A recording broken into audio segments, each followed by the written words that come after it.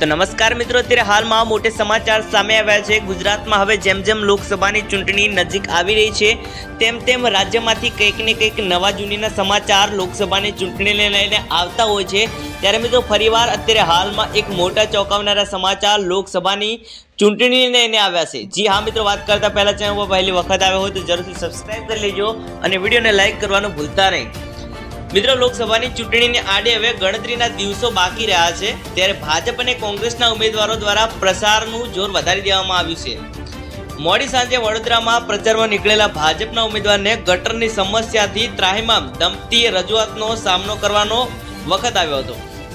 તો પરિવારે હસતા હસતા ભાજપના ઉમેદવાર અને ભાજપના સ્થાનિક અગ્રણીઓને કહ્યું કે 5 વર્ષથી આ ગટર ઉભરાય છે, ઘણી રજૂઆતો કરી પણ કોઈ સાંભળતું નથી, આનું કંઈક કરાવો ને। તો વડોદરા લોકસભાના ભાજપના ઉમેદવાર હેમાંગ જોશી દ્વારા શહેરના દરેક વિસ્તારમાં પ્રચારની શરૂઆત કરી દેવામાં આવી છે।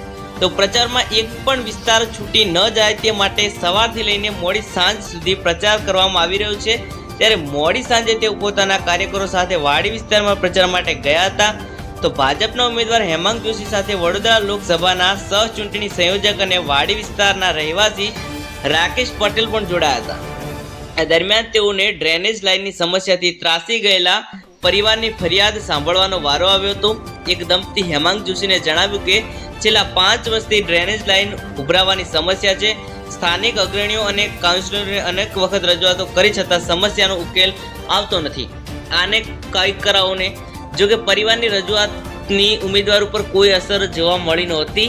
જોકે પરિવારે હસતા હસતા રોષ ભર્યા ચહેરા સાથે પોતાની રજૂઆત કરી દીધી હતી। ઉલ્લેખનીય છે કે વડોદરા કોર્પોરેશનમાં છેલ્લા 25 વર્ષ ઉપરાંતથી સત્તા ભોગવી રહેલા ભાજપના શાસકો દ્વારા શહેરીજનોને પ્રાથમિક સુવિધાઓ આપવામાં નિષ્ફળ ગયા છે। ચૂંટણી આવે ત્યારે જ વિસ્તારોમાં દેખા સ્થાનિક કાઉન્સિલરો અને જે તે ચૂંટણીના ઉમેદવારોને પાણી, ડ્રેનેજ લાઇન, રસ્તા જેવી જીવન જરૂરી સુવિધાઓ માટે રજૂઆતો સાંભળવાનો પણ વખત